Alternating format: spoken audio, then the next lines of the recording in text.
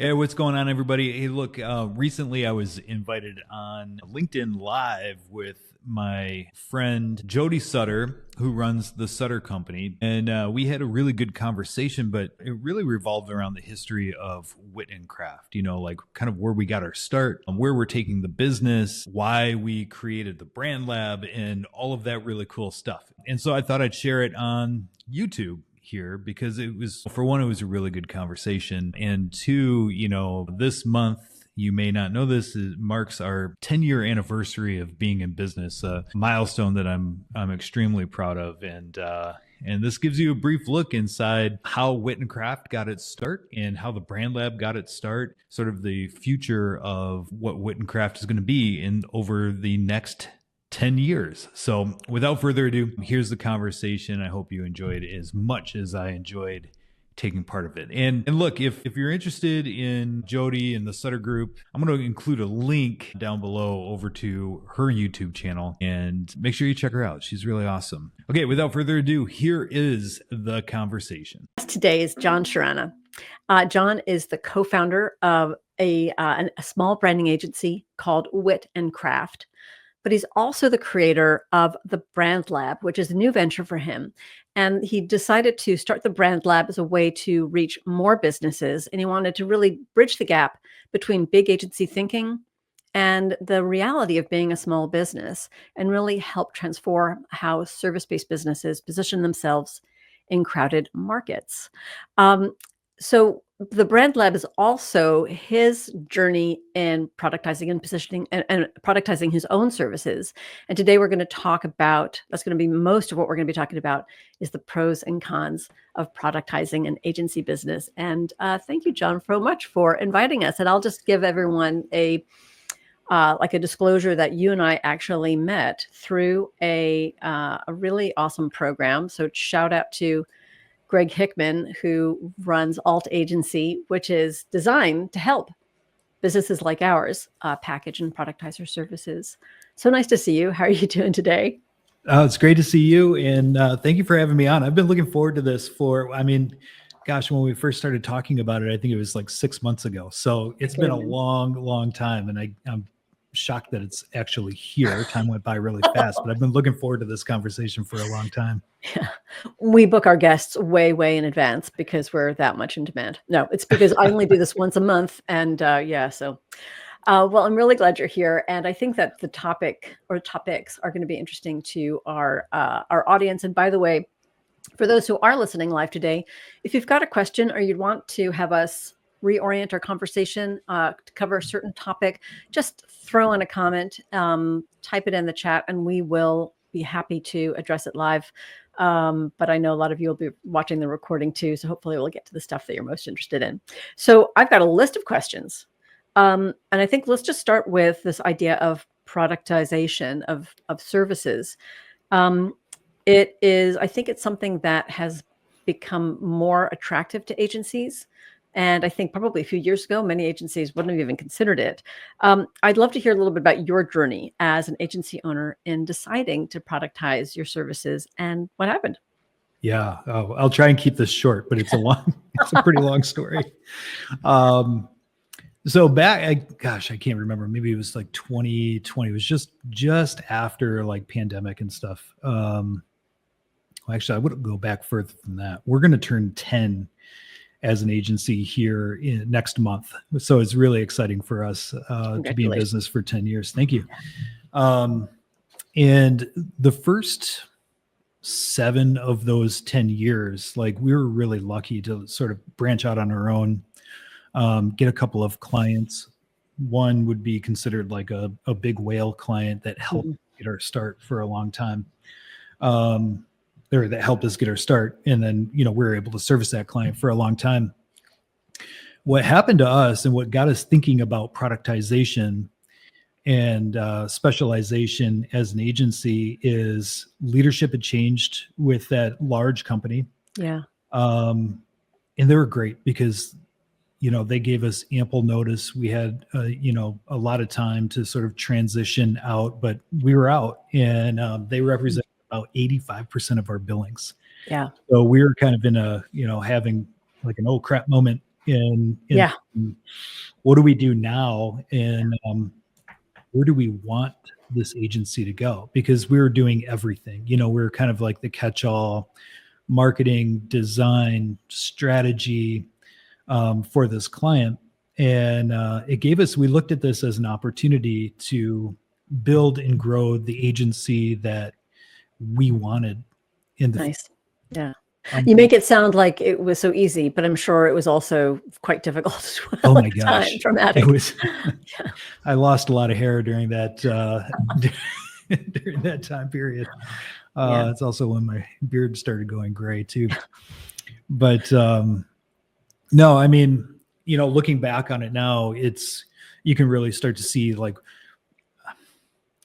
I don't know, it was a traumatic enough event that got us to, refocus our attention into building the agency that we want. And so Yeah. basically what happened is we were really good at, in fact, my partner, Lissa, she's a brand strategist. I'm a graphic designer by trade, but we were really good at brand strategy and design. It's what we built Wit Craft to do, and we wanted to like step away from all of the other stuff, strip it down to just focusing on brand strategy, really good graphic design, building brand foundations for folks so that they could grow their business, and that's what we did for a while. And when we mentioned like niching down, we actually serviced primarily the business to business manufacturing companies in doing that. Can I also ask, at the time, and again, I know you're looking back on this with a bit of hindsight, but did it feel risky to decide to both narrow your scope of services as well as maybe narrow your target market at a time when all of a sudden you had a big gap to fill at your agency? Yeah, very, very risky. That's also when we got into the program that you mentioned, Alt Agency with Greg Hickman, because he had the frameworks to help us think through that in the support network. But no, we viewed it as being very risky to limit our services and limit the amount of customers that we're going after. However, like being here in West Michigan, and in and around, people call it the Rust Belt area, like there are so many amazing manufacturers of things in this area that we felt it was a risk willing to take. Yeah. I often find that when I talk to other small agencies, clients, or that, yes, there's a dislike of the idea of narrowing the people that they can work with, that they're going to position themselves to work with, because I think they're going to miss out on opportunities, and will there be enough? And I really challenge them to try to think, like, to try to quantify that market. And I think, as you did, for an agency your size, how many of those types of businesses do you need to thrive? Exactly. Yeah. And that's we had those same discussions, and so that's what we started doing.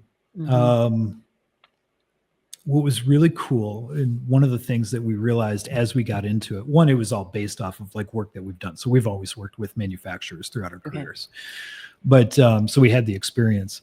But what was really cool is, and we're kind of still experiencing this with that group of folks, is these businesses are in a transition where they're going from sort of like the original founder has been around for 40, 50 years, transitioning to the next generation.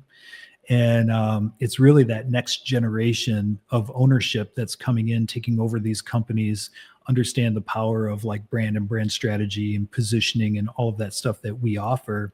And they're engaging with us. And so it's, we're really like bridging the old versus the new, and helping them through that transition too. So that's been a lot of fun. Yeah. I remember when I first heard that you were doing that, what I also really liked about it is that both describes like an inflection point, maybe a mindset, and that people in that position, business owners in that position, have very particular needs. And the more you can understand that, I think the more your other prospects who share those needs will recognize that you're kind of the best qualified to help them through that transition. But you also, I think it's interesting, and where we do, it always happens. We're already off on a tangent. But I think you also said that you tried that for a short time and then you pulled back from that.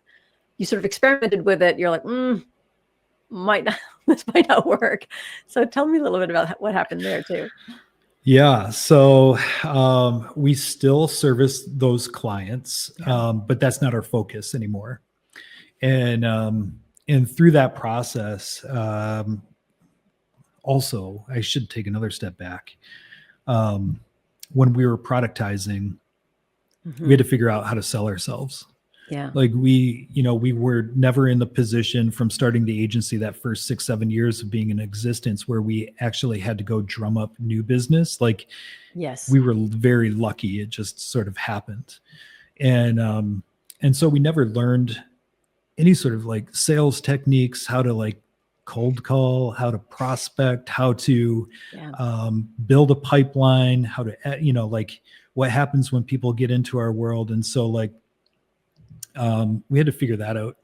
Once we did, and we started getting traffic and we were marketing ourselves and getting people in, there came to, it was January of last year where I had turned away, I think it was 7 or 8. It must have been the 8th one. Small business, business to business service provider, sort of fit the manufacturing, but they were just getting their start, but they were really small business. And if you think about this in terms of like annual revenue, right? Like our core client, those manufacturers that we're going after were somewhere between 100 million, $500 million in annual revenue. That was a comfortable business for us to service. These that I was turning away were sub 10 million in annual revenue. So a decent gap there. But I instantly like felt a connection with each one of these people that I had to turn away in the sales conversation. And I knew that like they're at such a disadvantage from not engaging with us in developing their brand position, the strategic brand foundation. Yeah.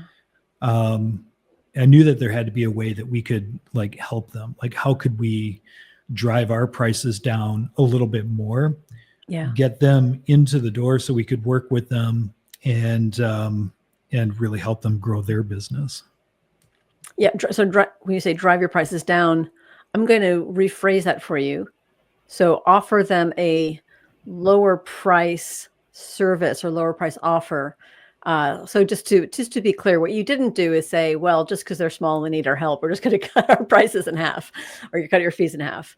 So you came up with the side of the Brand Lab, which was a combination of do it for like a self-guided service or a combination.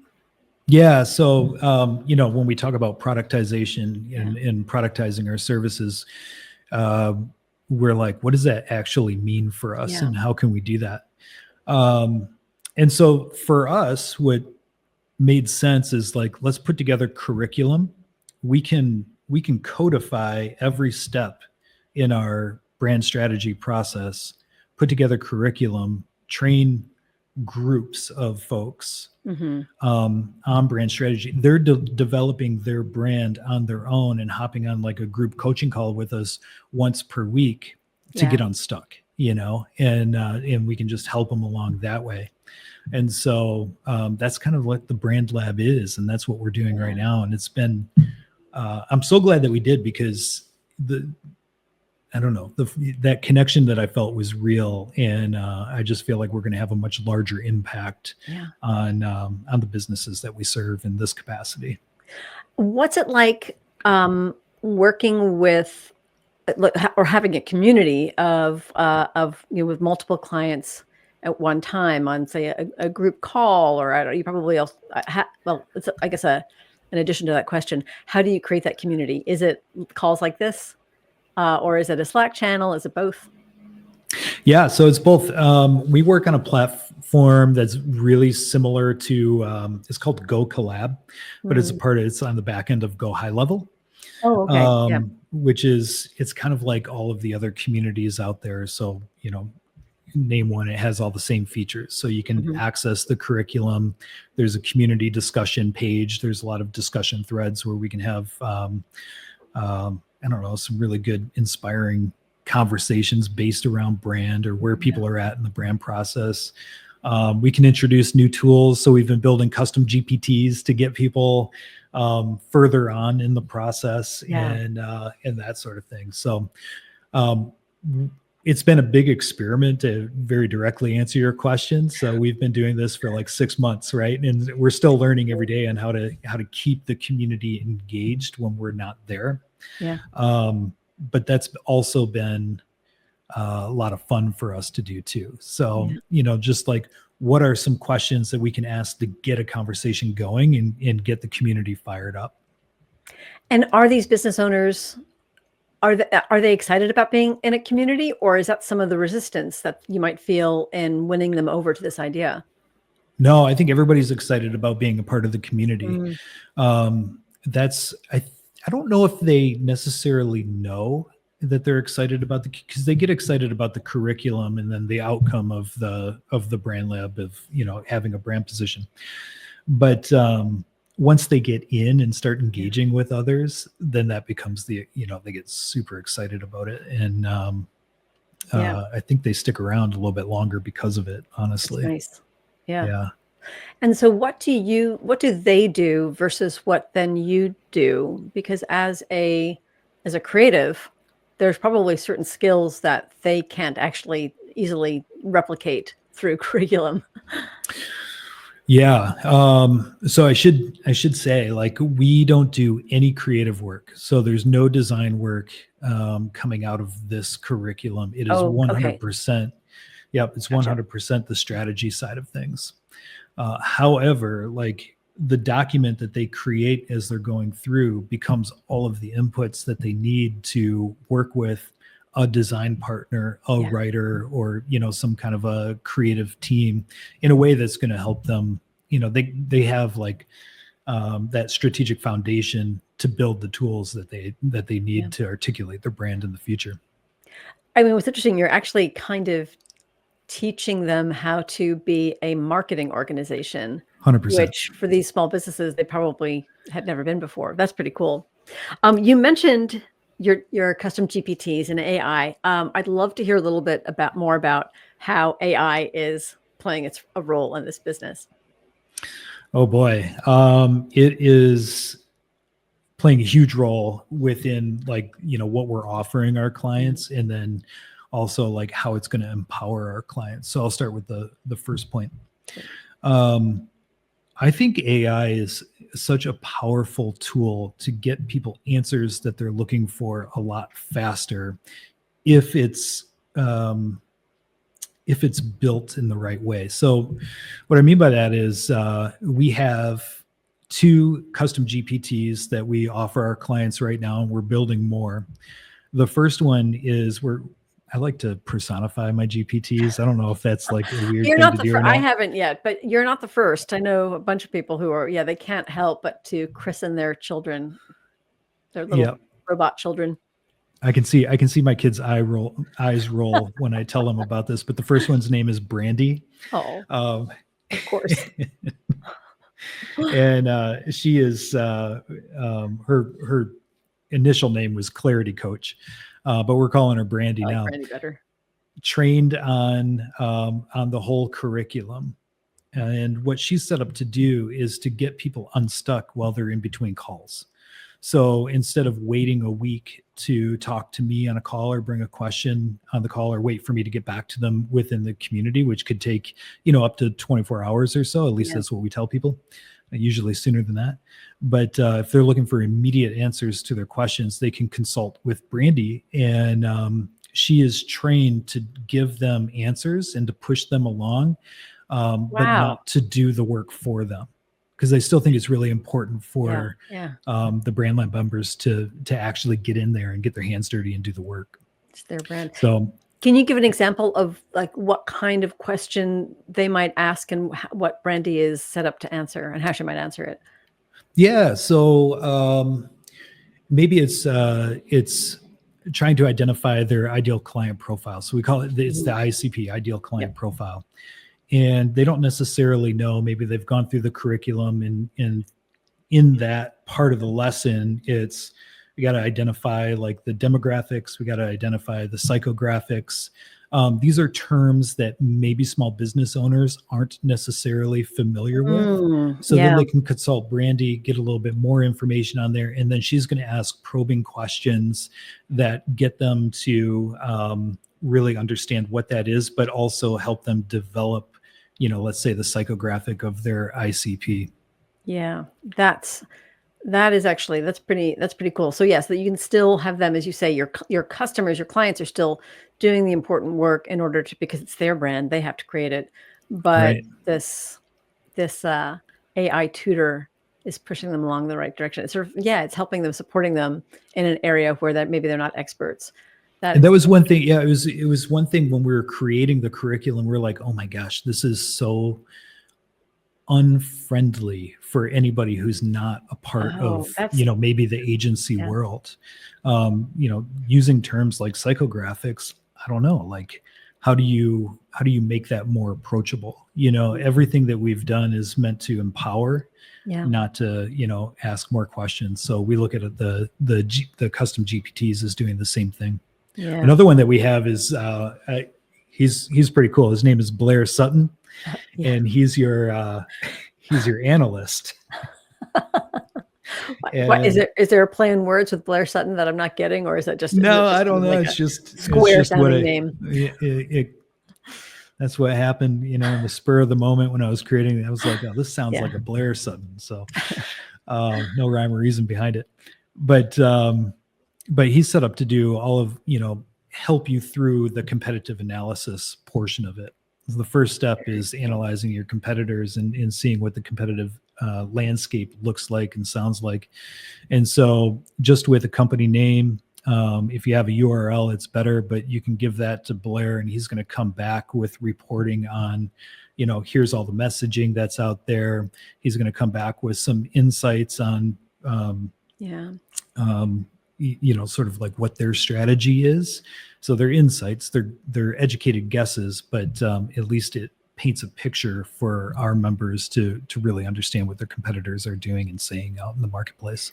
Yeah, that's interesting. It may actually get me to change my mind about competitive reviews or competitive analyses. I think probably for your clients, it might be different because their businesses are so specific. They probably do have very specific ideal customer profiles. For my business, which I work with people like you. So when I'm helping my clients develop a strategic positioning for sales and business development, a lot of times they will want to go and do a competitive analysis. What are our competitors doing? And I tend to dissuade them because it's too easy. I think in our world, it's too easy to see what a really like cool agency is doing and say, well, I just want to do that. So that's a mistake. Yeah. But I've also, the other thing I hate that I don't like about them up until now is they just take so much time. They take so much time to research and do the proper analysis. But I think maybe that's changed with AI. Yeah. I think so too. I think a lot of things has changed in the time to getting usable data has become way shorter than what it was prior to, having these AI tools. But we tend to look at it like, there's the next step is a SWOT analysis. So it's competitive analysis, then SWOT analysis. And what we're trying to do is identify the gaps. Sure. What are the holes in the marketplace that the competitive set is leaving? Where is it appropriate for you to kind of come in and fill those holes? And so having at least a baseline understanding of that messaging is important. And that's where like AI can come in and just totally like help. Because again, it's not our members' expertise, and it can seem like a daunting task for them to go in and have to do one of these things. So to give them a little bit of a leg up and to speed up the time frame is really important to us. So that's kind of where Blair comes into play. But the other end of it too is,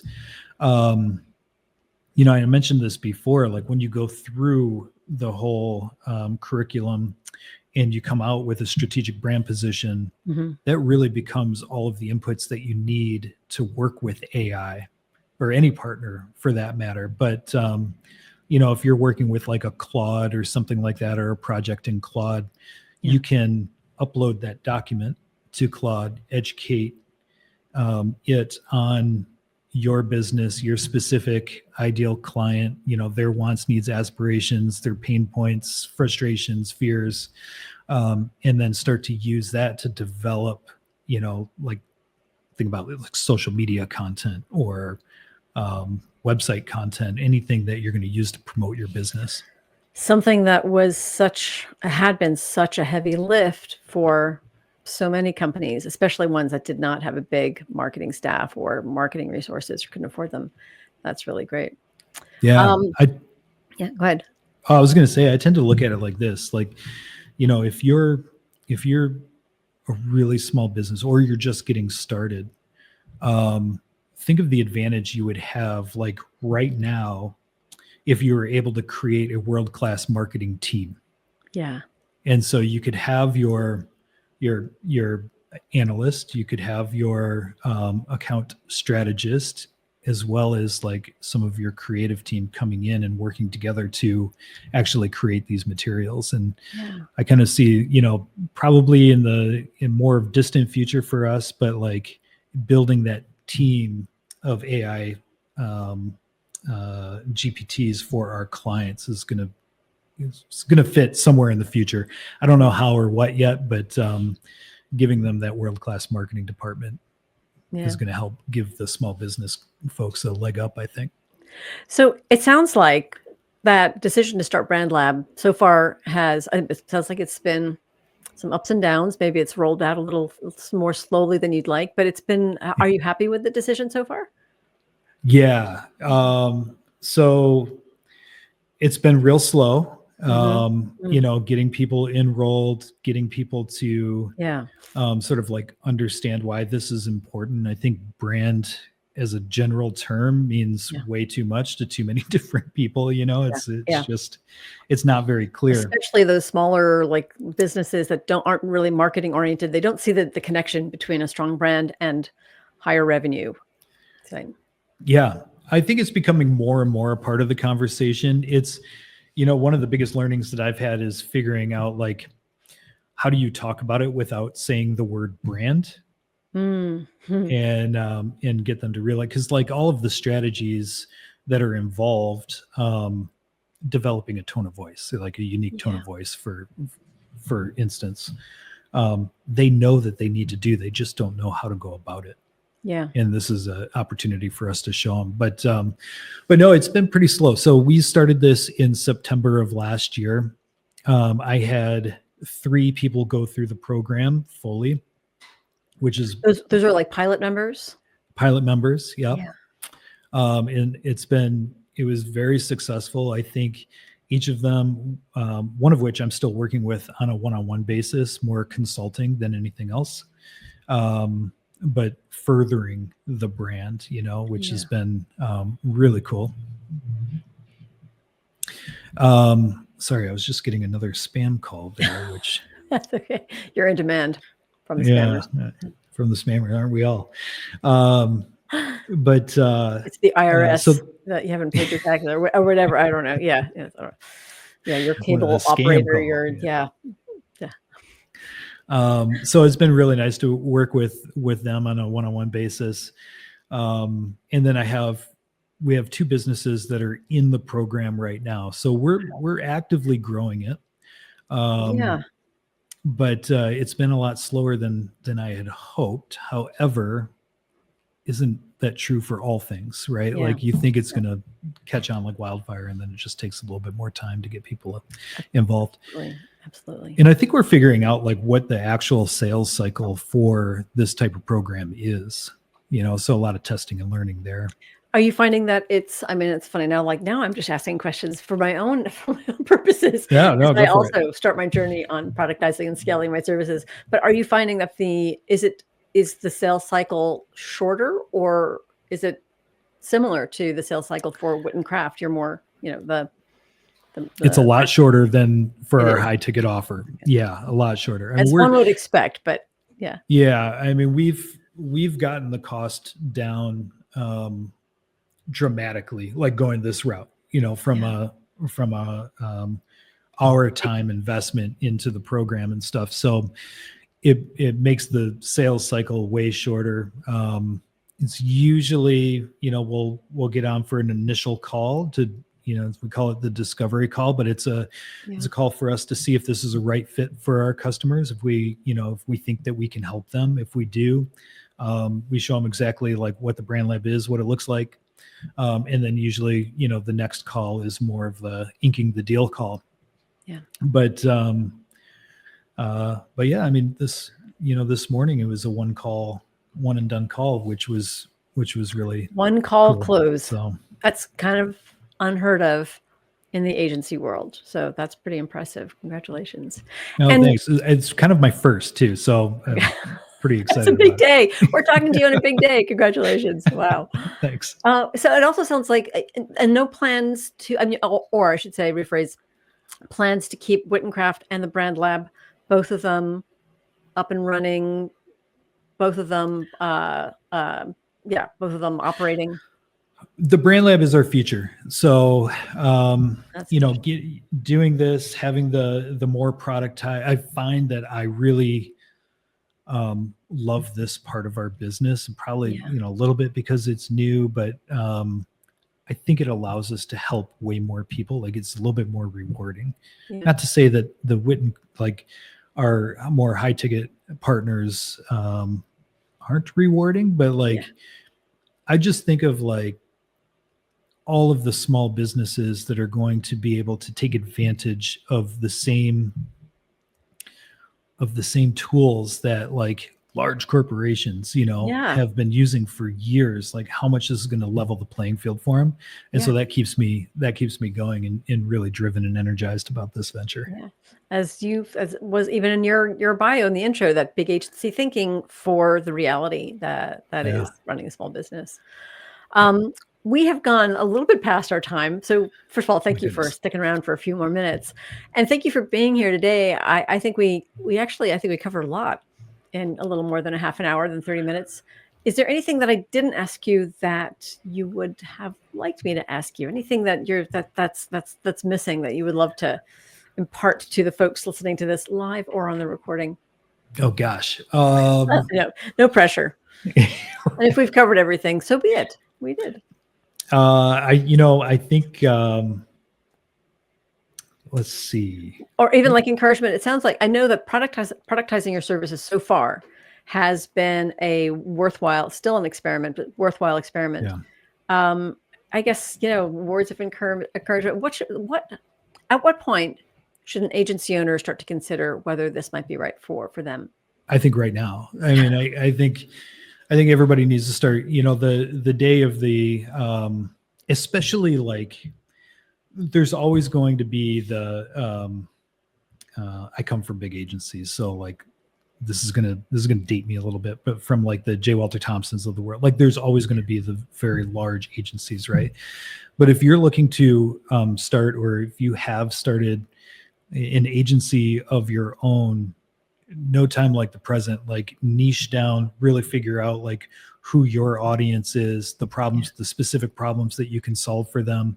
And don't be afraid, like you're not limiting, it actually opens more doors. And I think like for me and for Lissa, my partner, when we were initially thinking about just becoming a branding agency for manufacturing clients, it was daunting, and we're like, well, we're going to turn away like all of these other people. But it was quite the opposite. Like it opened more doors and more opportunities for us than not, which sounds a little counterintuitive because you're limiting your audience, but that's just the way that it happens. And we had to experience it. We knew it was the right thing. We had to experience it in order for it to sort of lessen the anxiety that was involved with that decision, But I think gone are the days of small agencies, full service agencies. Like figure out Yeah. Is that controversial? No, well, I agree. I think I agree with you mostly, but it's sort of funny. I think gone is it? I think we got a little ways to go. I think there are probably the majority of small agencies out there are saying, well, I'm going to stick with my fully integrated, full service positioning for now. Sure. But Well, I agree. I think it just makes it harder for a small agency. You just have to work that much harder. Your universe is that much bigger. And so if there's limited time for business development, wouldn't it be nice for it to make it that time as efficient as possible? That's how I feel. That's how I operate my business. But yeah, I get it. Yeah. I kind of look at it this way. We do one thing. We're one cog in the wheel. Yeah. We have really skilled niche down partners that can handle other things. So like media planning and that sort of thing. We work with just a really brilliant outfit out of LA, Launchpunk, and they do all of our digital media planning and stuff when it's needed. Yeah. And so, for us as a small agency, like micro agency, really, we don't have to carry the overhead, but we can still sell the service when and if the need becomes available. Yeah. John, it sounds like you have developed such a cool pair of businesses in Wit Craft and the Brand Lab. I'm so grateful for you being here today. I hope that lots of people get a lot out of this conversation. If people would like to learn more about your experience, is it okay if they hit you up on LinkedIn or? Hit me up on LinkedIn. Yeah, hit me up on LinkedIn. You can check us out at branding-coach.com. Great. Specifically for Brand Lab and Wit We'll leave and that Craft in the chat as well. Branding-coach.com. Correct. Yep. Yeah. Okay. Yep. And then witandcraft.com as well. So also a great name for an agency too. I wish I could take credit for it. That was all Lissa. Good. Thank you, John. It was so great to see you. Thanks, Jody. Appreciate you and appreciate your time. Thank you. All right, everyone. Thank you for listening in. So just another quick reminder that Prospecting with Purpose, that is coming up June 10, 11, 12. Sign on up if you would like to this week get the reduced pricing before it goes up to the full price. And I think that's, again, one of the reasons I wanted to do this masterclass is that I feel like these uncertain times, there's that word again. I feel like these uncertain times really deserve an opportunity for you to take some control over building your pipeline. And I think you're going to find that in this masterclass. So please join us. Also, next month, I am going to be joined by an agency search consultant. I know every now and then I'm lucky enough to have my agency search consultant colleagues join me. And next month is going to be Lisa Clantuono of AAR Partners. And for those of you who know Lisa, you know that she is highly experienced, one of the best known agency search consultants in the business. And she takes very seriously her role, not only as being an advocate for the marketer, but ensuring that agencies are doing their best to position themselves compellingly and authentically to the right marketers. And I think she's going to have a lot to share on how agencies can optimize their pitch performance in this uncertain world. There, I said it again. So that's it for this Just Ask Jody. Thank you for being here. And I look forward to seeing you next month when I sit down for my conversation with Lisa. Have a great month until then. Bye.